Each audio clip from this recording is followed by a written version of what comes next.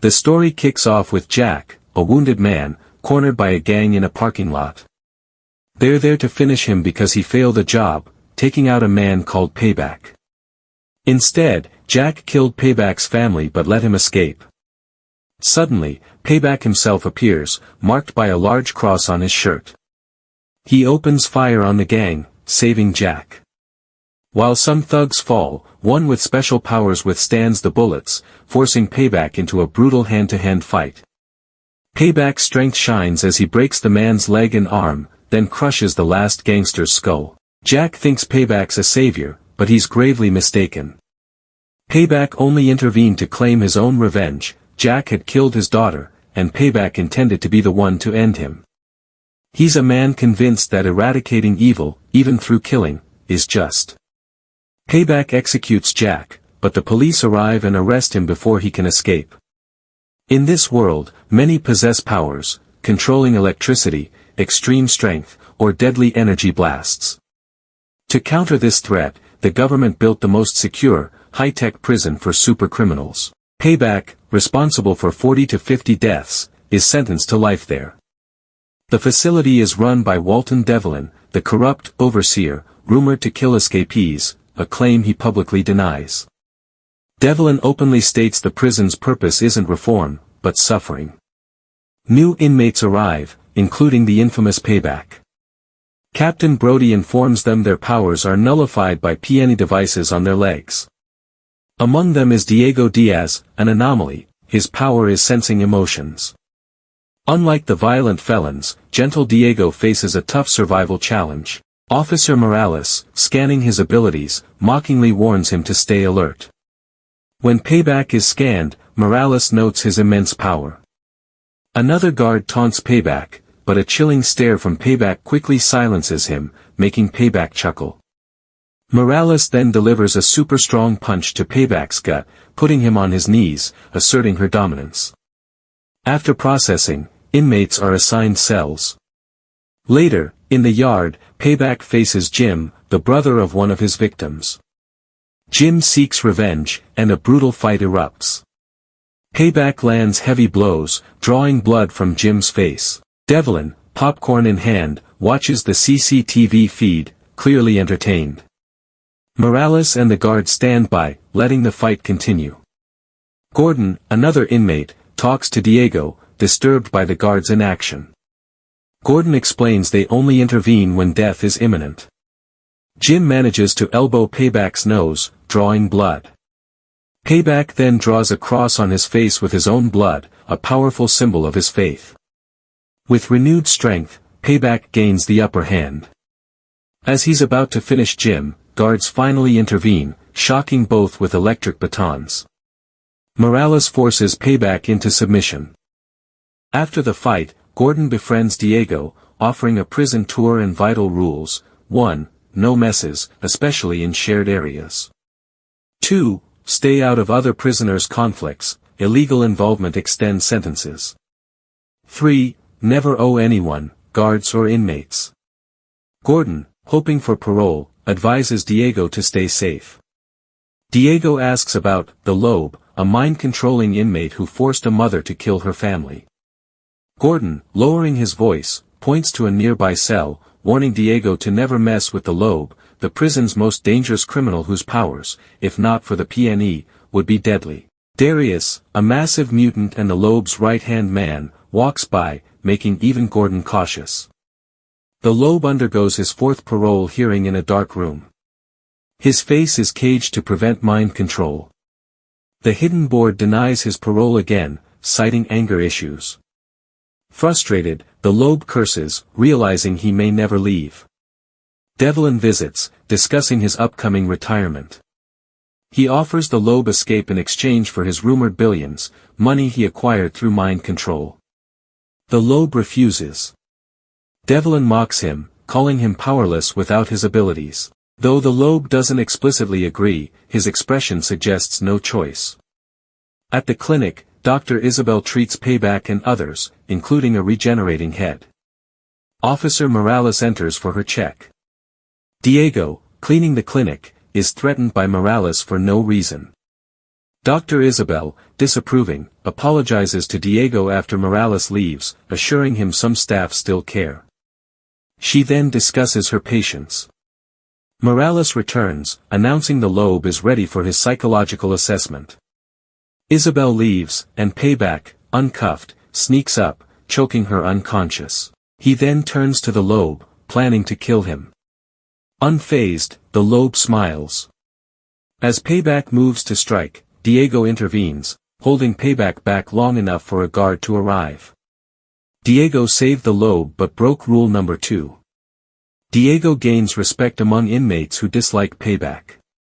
They offer him food, and Gordon advises him to leverage this respect for survival.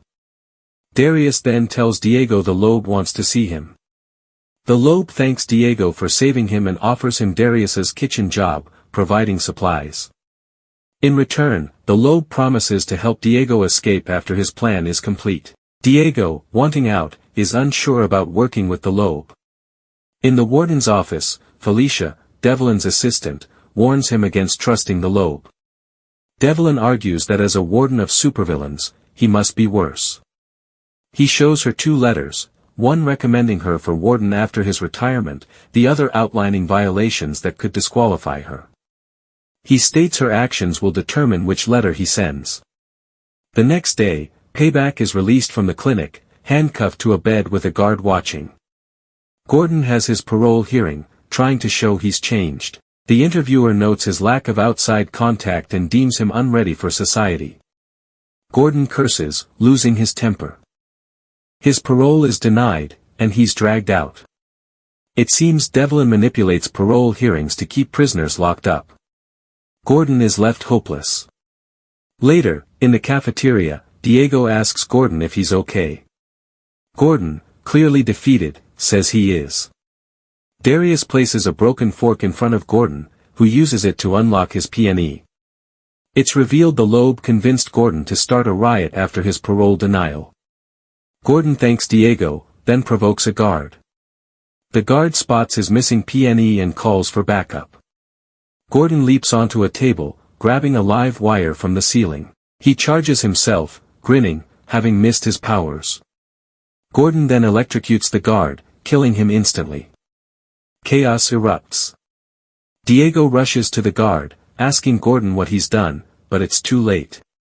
Gordon overloads the prison's electricity, causing a blackout. This signals Jim's group to start the Lobe's planned riot. Payback and Jim, about to fight again, are both electrocuted by guards. The Lobe remains calm in his cell. Gordon flees to the infirmary to hide and escape. Felicia shows Develin footage of Gordon regaining his powers. Develin orders a manhunt. Morales finds Gordon in the clinic and, on Develin's orders, mercilessly punches him, crushing his skull. Her expression shows her reluctance. The incident is covered up, Develin fabricating a story about Gordon falling to his death. News anchors are divided, one suspicious of Develin's history of false narratives. Back at the prison, Morales cuts off Diego's call with his wife, informing him Develin wants to speak with him in solitary, next to the Lobe's cell. Develin shows Diego the extreme solitary cell, explaining its lethal power. He questions Diego about the Lobe's requests. Diego admits the Lobe asked him to take a kitchen shift and mentioned carpal tunnel. Develin lets Diego go but warns him to report everything from the Lobe or face consequences. Develin then confronts the Lobe about the riot, who denies involvement. Develin gets angry, reminding the Lobe of their deal. If the money isn't transferred before his retirement, the Lobe goes to extreme solitary. The Lobe, unable to escape alone, promises the money by Develin's retirement day, requesting the prison's Wi-Fi password in return. Develin laughs and leaves. Felicia, Brody, and another officer are in the basement checking the electrical system, per Develin's order after Diego mentioned carpal tunnel, leading him to check prison tunnels. They discuss Gordon's death. Felicia is unhappy, but Brody, as captain, prioritizes the prison's image, justifying the killing. An officer can fix the generator but needs help. Felicia warns them to fix it quickly before Develin's retirement, as things could go wrong. After repairs, Felicia reports to Develin and asks about her promotion. Develin says the board is deciding but assures her she has a good chance. As Develin's retirement nears, tension rises. Diego asks the Lobe what's happening. He wants to escape but sees no signs. The Lobe tells him to relax and assures him he'll get him out, but he needs to lie low until Friday, Develin's last day. The next morning, Felicia receives an email about Brody's candidacy for warden. Enraged, she confronts Develin, reminding him of his promise to her. Develin calmly replies the board made the decision, promising a fair competition. Finally, Develin's retirement day arrives. As expected, Develin double-crosses Felicia, giving Brody the warden position. Felicia is visibly disappointed. Develin then recommends Felicia as Brody's assistant, calling her a valuable asset. Develin heads to the Lobe's cell for the money, handing him a tablet. Instead of transferring funds, the Lobe hacks the tablet, disabling all prisoners' PNE devices. He had used the Wi-Fi password, which Develin, in a fatal oversight, had used for all security systems. The PNE deactivation sparks a massive prison riot.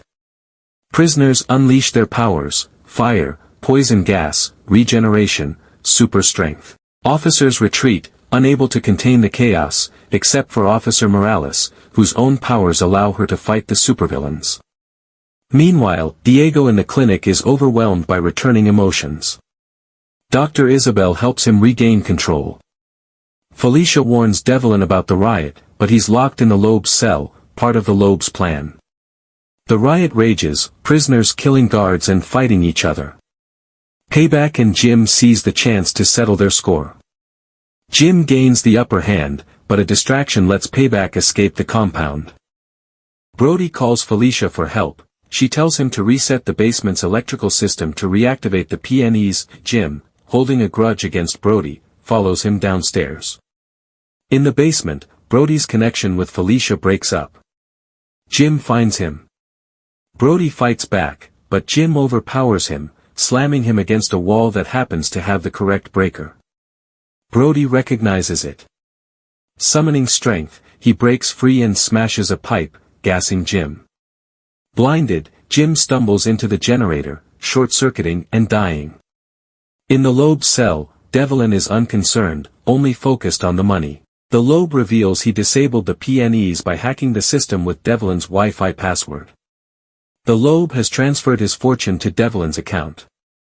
Despite the chaos, Develin feels in control. But the Lobe has one last trick. As Develin watches the Lobe, he feels a strange sensation and punches him. The power returns, PNEs reactivate, and the riot ends. Guards rush to the Lobe's cell. Develin orders the Lobe move to extreme solitary.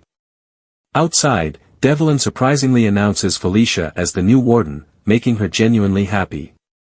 Payback sits atop a pile of dead inmates, laughing in triumph. Days later, Diego visits Isabel. He's being transferred to a prison better suited for his empathy power. The government now sorts prisoners by ability. Felicia embraces her new role, removing Develin's nameplate and trashing his old chest piece. Brody resigns, passing his captain rank to Morales. In the final scene, Develin arrives at the prison to pick up Darius, who's been released. The twist: this isn't the real Develin. The Lobe transferred his consciousness into Develin's body when Develin punched him. This explains the money transfer and why the Lobe's body rots in solitary. This was also why he made Felicia the warden.